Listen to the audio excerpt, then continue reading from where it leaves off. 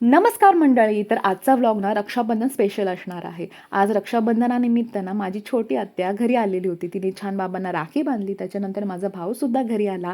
तो जॉबच्या निमित्ताने बाहेर असतो. त्यालासुद्धा मग मी नटून थटून राखी बांधली. नंतर मग सगळे जेवायला बसलो आणि खरंच सणासुदीला जर सर्व कुटुंब एकत्र असतं ना तर खूप मजा येते. त्याच्यानंतर जेवणामध्ये होतं डाळ भात, कवळ्याची भाजी घेतलेली होती, बटाट्याची भाजी होती, आळू वडी होती, एक नारळी पुरी होती, एक पुरी घेतलेली होती, एक पापड घेतलेला होता आणि हे सगळं फ्राईड होतं. पण काय करणार, नाही खाल्लं ना तर आई बाबा ओरडतात. त्याच्यानंतर मामाकडे जायला निघालो. तेथे आई मामाला राखी बांधणार आणि मी माझ्या मावशांच्या आणि मामाच्या मुलाला सुद्धा राखी बांधते. तर तिथे गेलो. राखी बांधून झाल्यानंतर आम्ही खूप एन्जॉय केलं, खूप रील्स केल्या आणि आमची महिला मंडळ सुद्धा खूप एन्जॉय करत होतं. त्यांनी सुद्धा भरपूर रील्स केल्या आणि खरंच आम्ही आई, मावशा, मामी, भाच्या, भाचे आणि मामा हे सगळे बेस्ट फ्रेंड्स आहोत.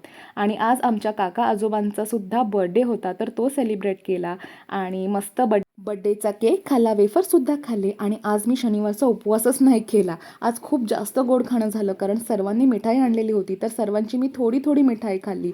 नंतर घरी आले, तिथे सुद्धा आत्यांनी आणि भावानी आणलेली मिठाई खाल्ली. तर सगळं गोड गोड झालं होतं ना, त्यामुळे मी जेवलेच नाही. त्याबदली मी एक पेरू आणि 2 वेलची केळी खाल्ली.